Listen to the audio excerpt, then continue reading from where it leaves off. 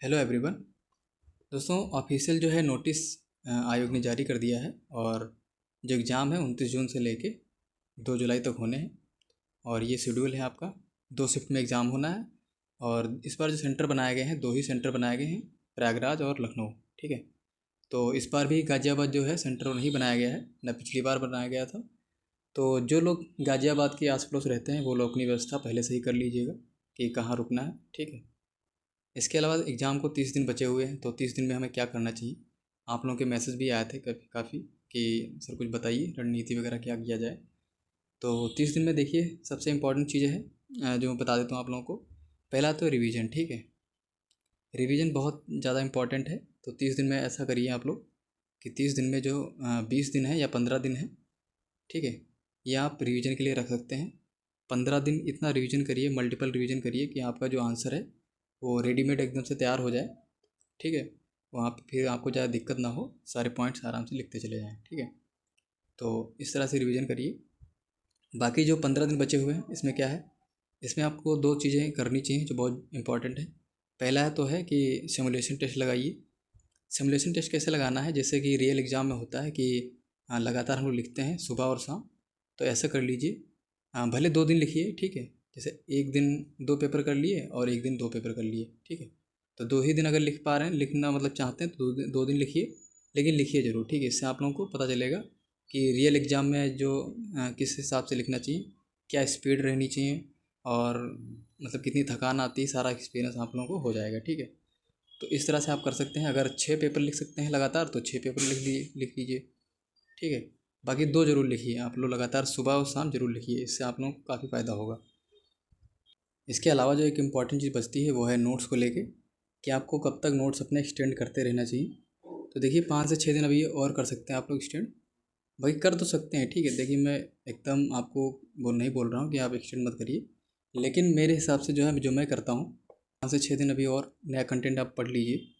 उसके बाद नया कंटेंट एकदम से बंद कर दीजिए।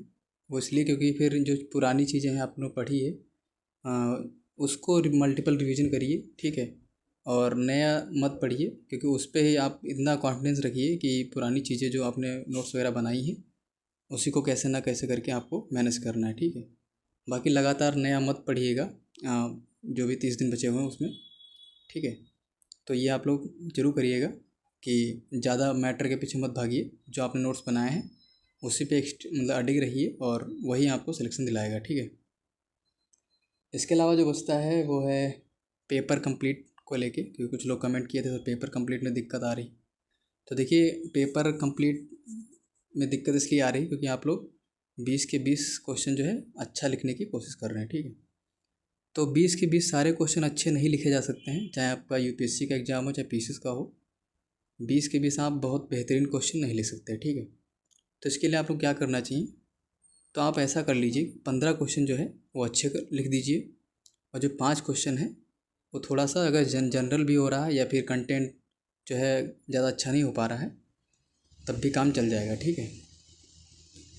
तो 5 क्वेश्चन जो है जनरल लिख दीजिए और 15 क्वेश्चन बढ़िया लिखने की कोशिश करिए। ठीक है।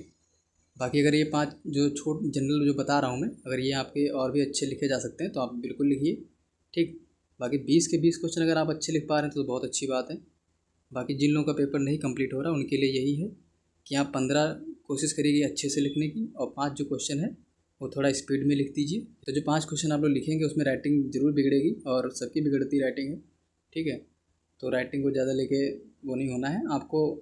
उसके लिए करना क्या है कि राइटिंग भी अच्छी रहे, प्रेजेंटेशन भी अच्छा रहे। तो उसके लिए आप लोग को कीवर्ड्स में आंसर लिखना है। कीवर्ड्स में जब आप लोग लिखेंगे तो टाइम भी बचेगा और राइटिंग भी नहीं बिगड़ेगी। ठीक है।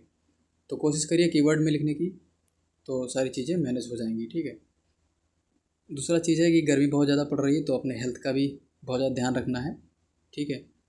हाइड्रेटेड रहना है और सबसे ज़्यादा पानी जो है पीना है, एकदम मजबूत रहना है। और स्वास्थ्य का जरूर ध्यान रखिए, क्योंकि एग्ज़ाम जैसे से आता है खाना पीना जो है वो भी बिगड़ता है। तो ये सब चीज़ें आप लोग मैनेज करके रखिए। ठीक है। मेंस एग्ज़ाम इसीलिए होता है कि आप सारी चीज़ें मैनेज कर पा रहे हैं कि नहीं मैनेज कर पा रहे हैं। ठीक है। तो इन सब चीज़ों को भी ध्यान रखना है। इसके अलावा अगर आप लोगों को कोई डाउट वगैरह है या फिर कुछ पूछना है तो आप लोग कमेंट करिए, उसका मैं रिप्लाई ज़रूर करूँगा। ठीक है। धन्यवाद।